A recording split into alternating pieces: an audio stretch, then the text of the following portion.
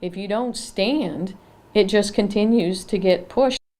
Several Illinois school superintendents are voicing outrage over COVID-19 mandates in the state. Good evening and thanks for joining us. I'm Patrice Dayton. An executive order in Illinois requires masks in all pre-K through 12 schools. Another order requires vaccines or weekly tests for staff. Several districts have been in hot water with the State Board of Education over the orders. If they don't comply, they face what's called a non-recognition status. This would result in a loss of state funding and non-participation in sanctioned events. Now, some schools didn't immediately follow the mask mandate when it was announced.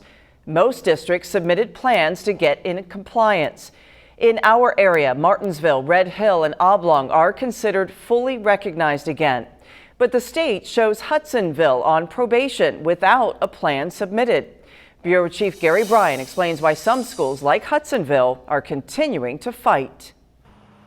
Hudsonville Schools is currently placed on probation after they chose not to follow the state of Illinois' mask mandate. The superintendent tells me their reasoning all comes down to local control. Going into summer break, Illinois schools were tasked with making up plans for returning to in-person classes. Just weeks before school return, the Delta variant hit. The state of Illinois responded by requiring masks in schools. Hudsonville CUSD number 1 was one of several that chose not to follow the mandate. Our recognition has gone from fully recognized to probation. Now, that's normally not a big deal, and I understand part of that, except for the fact that there's no due process in that. We just were changed. Under probation, the district now risks a non-recognition status by the state. The Board of Education and of a mask issue, you're going to say their diploma is no good? I don't understand that, and that's not fair to our students. Many other Illinois superintendents agree. Dozens co-authored an opinion editorial criticizing the state's increased input on local decisions.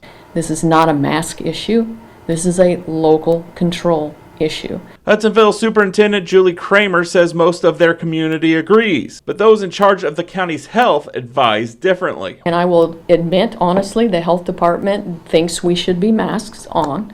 That's what their policy is. That's what their recommendation was. Kramer and those superintendents on the op-ed want to make sure control of decisions stay local. Hudsonville has reached out to the Illinois Board of Education to try to get some control of their own. Kramer has requested an appeal process for the district's probation status. The superintendent tells me that they have yet to hear back from the State Board of Education about their request. In Hudsonville, Gary Bryan, News 10.